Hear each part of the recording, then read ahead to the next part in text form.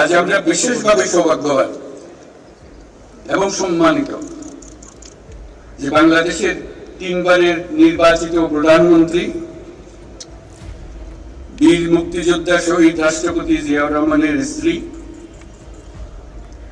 বেগম খালেদা জিয়া আজ এখানে আমাদের মধ্যে উপস্থিত আছেন।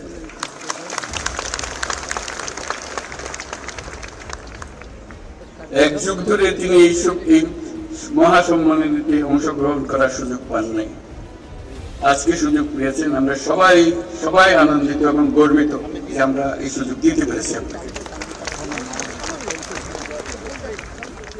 শারীরিক অসুস্থতা সত্ত্বেও এই বিশেষ দিবসে সবার সঙ্গে শরীর খাওয়ার জন্য আপনাকে আবারও ধন্যবাদ।